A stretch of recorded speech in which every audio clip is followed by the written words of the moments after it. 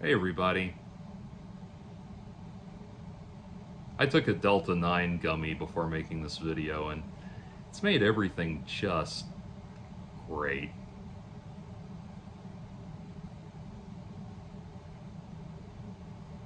Anyway, so I'm maybe a little more cheerful than I normally am. Things seem funny right now. I'm not entirely sure why, but anyway, I absolutely adore the new Marilyn Manson album. Someone gave it to me on vinyl, and I am very grateful for that. It comes with this really beautiful newspaper print style insert with some great graphics on the back. Um, but yeah, very cool design. And so,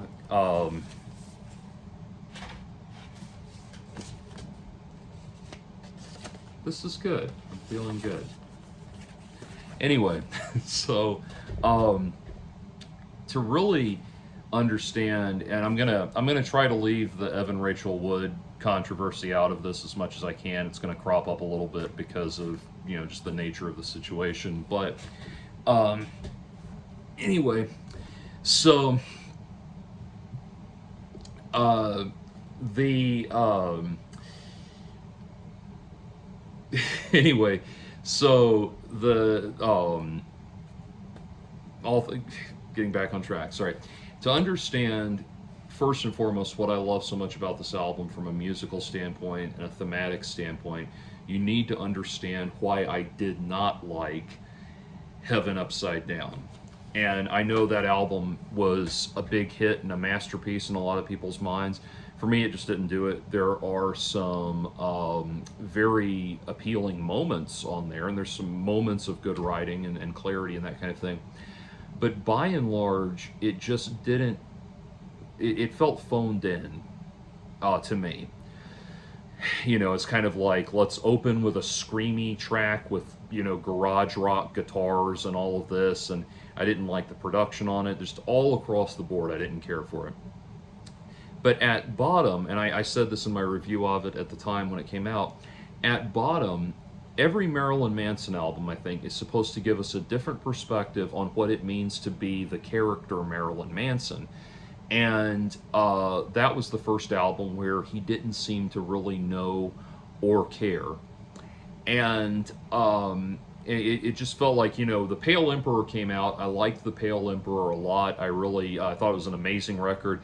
And with the Pale Emperor, I thought he was really maturing. I thought it was a very mature album, and I thought the collaboration with Tyler Bates obviously yielded some very creative fruit and that sort of thing. So I like that album a lot, but there's no doubt that he was not doing well while he was out on the road for that album. People were leaving concerts reporting that he'd been, drunk or so stoned that he couldn't perform. My condolences. But he had been too drunk to perform or too under the influence, and that he was not singing with the band well. His voice sounded terrible. All of that stuff.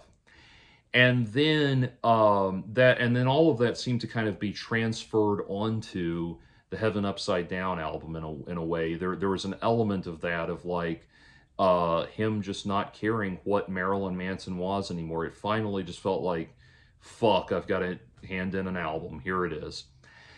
Going back to the original material, to Portrait of an American Family, what was Marilyn Manson on Portrait of an American Family? He was this child snatcher, this kind of trickster demon, Willy Wonka type character that was going to corrupt all of the children and all of that. And that played into, that spoke to adolescent rebellion beautifully, and people really bought into that. With regards to Antichrist Superstar, he was the on Antichrist Superstar, he was this dark demonic incarnation of a Nietzschean Übermensch. On Mechanical Animals, he was this kind of post-human amalgamation of the plasticity of Hollywood and the world of fame and that sort of thing. And on it goes. You know, even Eat Me, Drink Me, it was like, okay, this is the emo kid poet side of Marilyn Manson and all of that. Like, it's all different facets of this character, this entity, and we're seeing different perspectives on it every time.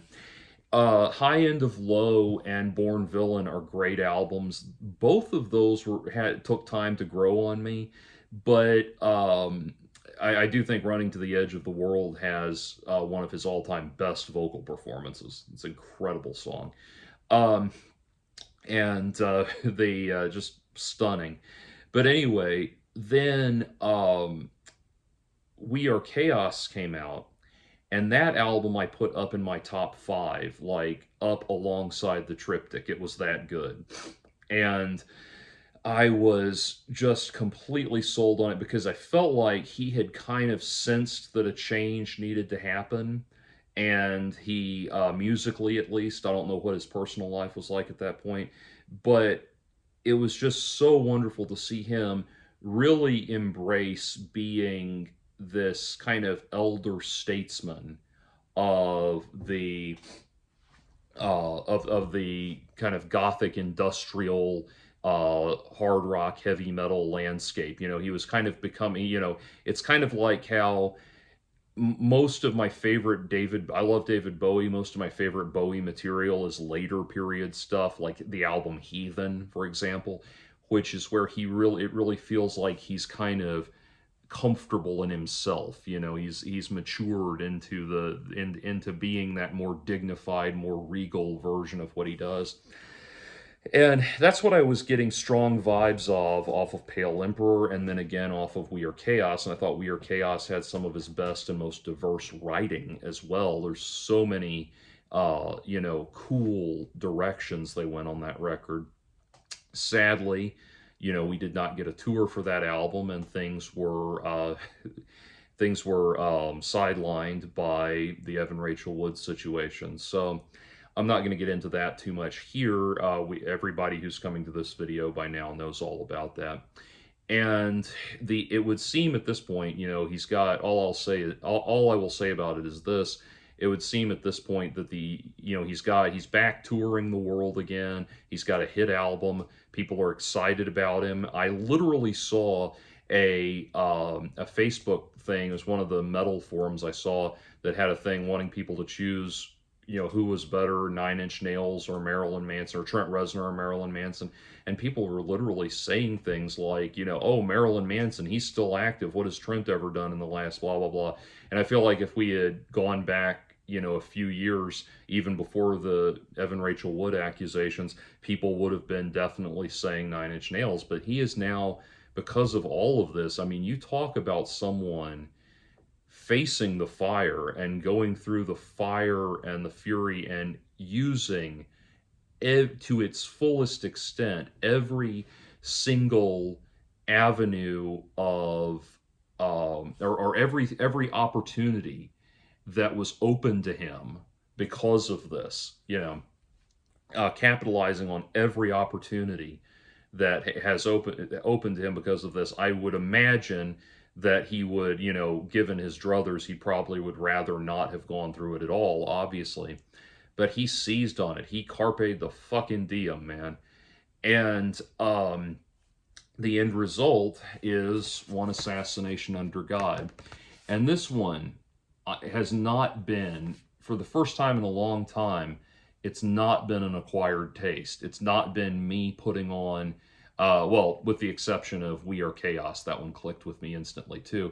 It's not been me kind of like, okay, let me put on my unbiased lenses, my unbiased glasses, let me, you know, divorce this from whatever expectations I might have or whatever desire or whatever I might want from the album and evaluate it on its own terms.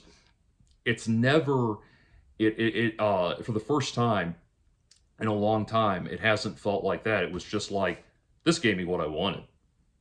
This hit on every level. So what did I want? Well, for one thing, I think Marilyn Manson is at his best when he's willing to sit down and really collaborate with people and take it slow, not be impatient. And what do I mean by that? Well, I remember reading an article, an interview with him, where where he was talking about the recording process for Pale Emperor, and he said that what would happen is he would call, he'd get up in the morning and call Tyler Bates and say, make me a track that sounds like this, that, or the other. And he gave the example of, like, one time he called Tyler and said, make me a track that sounds like the music they play in One-Eyed Jacks on Twin Peaks. And I'm pretty sure that became the song Killing Strangers. That sounds exactly like what that would be. And I think it's cool to do that, to, like, say, hey, just make me a track and let's see what I can put over it. That's a fun exercise and it probably yield some good results. But Manson is at his best when he has people that can kind of, I think, slow him down and get him really interested in the concept behind what he's doing. And he's very much, as we know, pretty much every album he's put out has been a concept album in some regard. I mean, the triptych is obviously 3 concept albums, but certainly all of his albums are concept albums from an auditory standpoint, from a compositional standpoint. They all have very specific and distinct sounds that they're trying to tap into.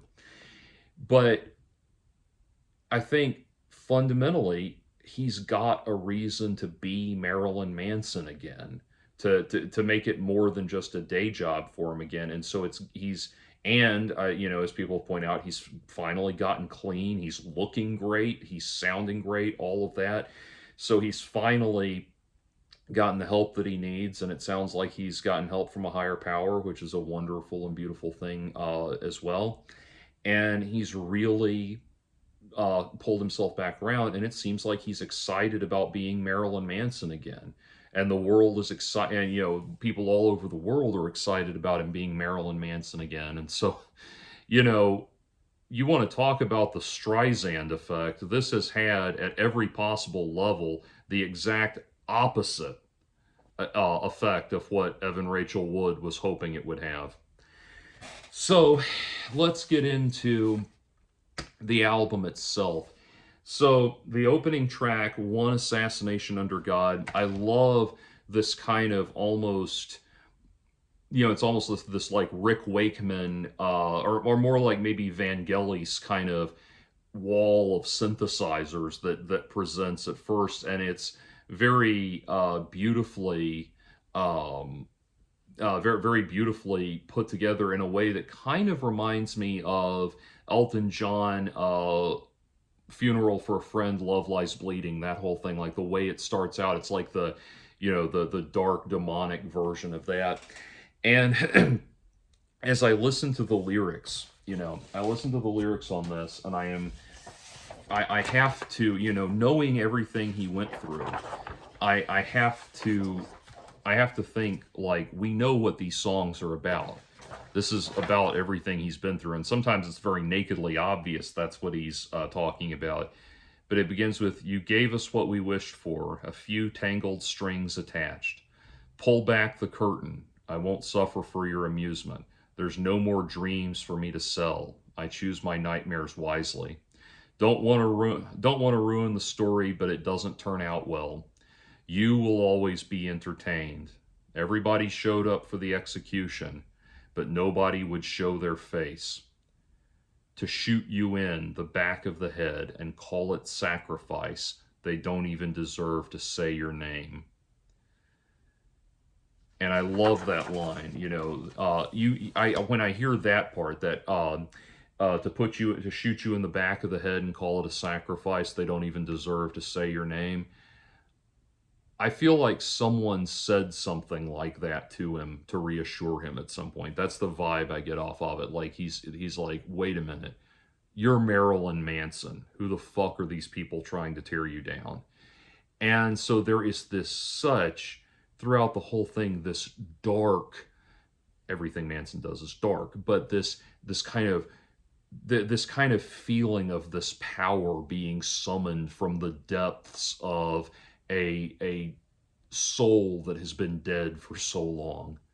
Just that feeling of like this rage and this anger building back up in this beautiful captivating and inspiring way. Like, you feel every moment of this record made me feel, and I'm not just saying this because of the gummies, made me feel like I had been, like I was feeling the process of pain and anguish and hatred being transmuted into something, into a beautiful work of art, and a reason to live and a reason to be alive. Like, feeling all of that happen in the moment that it was happening, and it's like you just knew this is what we're accomplishing here.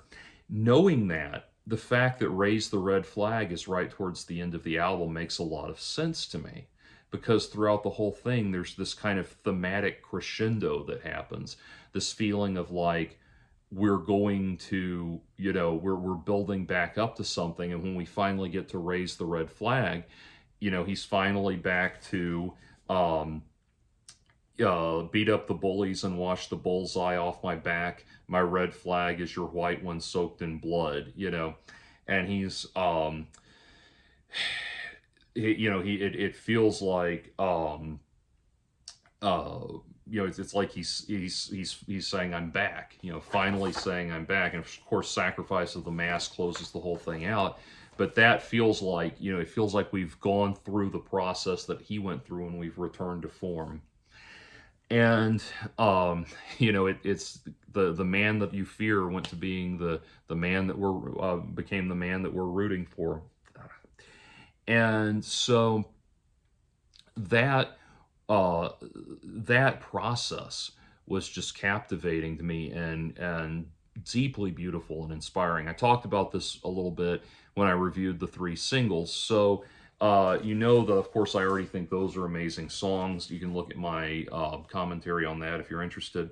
But let's look at the other stuff. So I would say No Funeral Without Applause. My only real criticism is just that this song is placed very close to One Assassination Under God, or not very close, it's the next track. But it's placed right there, and it's a very similar sounding song. That's about the only thing that I would change. I would say this could bump back a little bit. This could be on the B side of the album. In fact, just because it's such a similar sounding song, it sounds like, it kind of feels like we're starting the album twice. But ultimately, I mean, it's still a good song, so he's still 2 good songs. But anyway, I do think it would personally would make more sense for Not If You Understand to come next. So a lot of people have talked about how they don't like that there's not a lot of screamy songs on this one. Not a lot of screaming, not a lot of mosh pit rocking. And like I said before, I like when Marilyn Manson embraces the higher maturity of what he does. When every time he has stepped out of the base and the crude and the juvenile and all of that, and surprised people with the heights of his intellect, that's where we've gotten the best stuff. That's where we got Antichrist Superstar. We got Antichrist Superstar after 2 records, Portrait and Smells Like Children's, an EP. But those 2 records were, very much the gleeful kind of Marilyn Manson. And this, then we jump out of that into the heights of the very cerebral world of Antichrist Superstar, which granted had tons of screaming on it. But it just feels like it feels like there's a lot of precision given to this record, to this feeling of we have to hit with our strongest material, the things that are unequivocally going to knock it out of the park every single time. And so I think the decision to step back from the screaming was good. I think what we hear in his voice, the more dramatic, melodic, dynamic range we hear in his voice is amazing. But anyway, all of that to say, Not If You Understand. Again, we talk about lyrics. Like, I love the lyrics on this one. I need destruction. I want towers to crumble, mothers tossing babies from the windows above. Who would want to wake up to this if this is their world?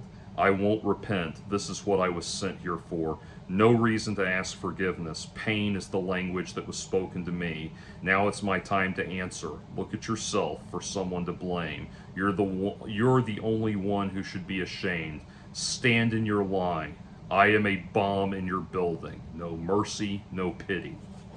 In light of everything that's happened, I think we know exactly what he's talking about there.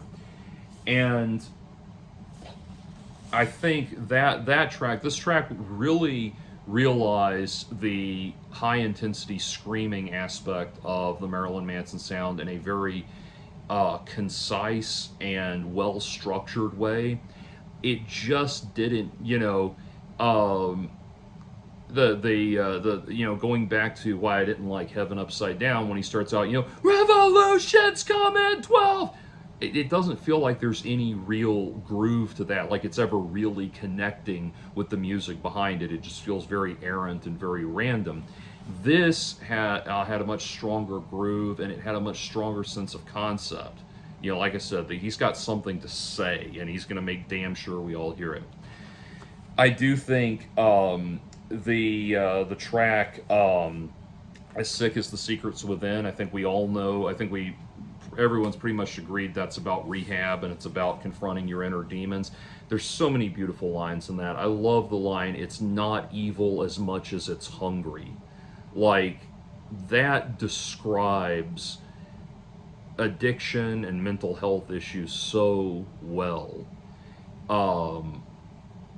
That if you've ever dealt with either one, you know that it is this the term "a monkey on your back" is very apropos. Like it's this thing it's this thing that seems to be taking you over and consuming you. And that line, which again I think was probably said to him by somebody at some point, was like someone trying to help him, was probably I think speaks to the reality of that very well. That it's not evil, it's hungry, it's a need. It's this need that you don't understand, so you don't know how to really satisfy it, so it's taking over, And that's I think, just beautifully done. It's a beautiful song. I practically had tears in my eyes the first time I heard it. And then Sacrilegious, amazing songs, got a great stride to it, great shuffle feel. Love that song, and I love how he's using his upper register, and he's not just using the vampire voice, this voice right here. He's not just doing that, doing the Dracula voice. He's going way up into his falsetto, his upper register, and really getting some great sounds out of that. And there's so much energy. And what I love about Sacrilegious especially is it feels like just a good radio rock kind of song. What it makes me think of is like, there's been this glut of bands recently. Ghost, I didn't plan on it wearing this shirt, but Ghost outstanding among them. That I love Ghost, but there's no denying that they owe a tremendous debt to Marilyn Manson.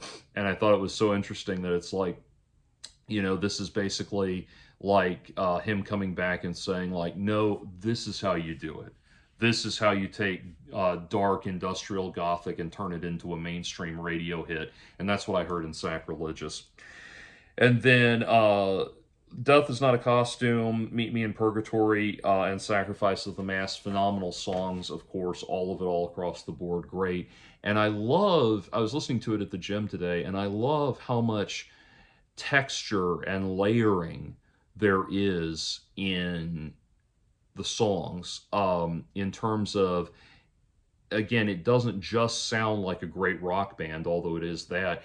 You could tell so much time taken to really sculpting everything that's heard inside of those synth parts, all of the harmonic information content in the instruments and everything. I love the way Tyler really kind of smoothly integrated the leads into everything, and they're very smooth and melodic sounding parts, and they fit with the Marilyn Manson sound and evolve it without distracting from it, if that makes sense.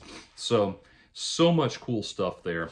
The last song, Sacrifice of the Mass, by the way, that one was really interesting to me because honestly, it sounds like Pink Floyd to me, and I'm a huge Pink Floyd fan. So that was a very positive development for me. I was really impressed with that song. So overall, it's a 10 out of 10. I think the um, decision to split it into two albums was probably a wise one. Uh, and I think that was definitely a smart move. And just because I feel like, it's like this album, it is a comeback album. It's the kind of the ultimate comeback album in a way. And just putting out these 9 songs and just like bam, hitting you in the face with it, like you're hit with this moment of brilliance and then it's over. I think that's exactly what we needed. We especially, we'll see what comes out on chapter 2 of this cycle.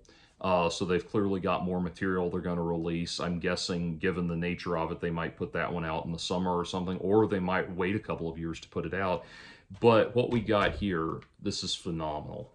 This is it just every track on this just hits perfectly. And like I said, what's so great about it is it's a record that feels like I said, it's reaching me, it's hitting me, it's getting out to me, and where I'm at, rather than me trying to like put myself into it. Am I in the mood for it? And so that's really incredible. And because I feel like there's so much music that's not written that way anymore, that people don't realize that they're writing for an audience that's going to hear it and try to apply it to their lives. They're not applying their life to your music. They're applying your music to their life.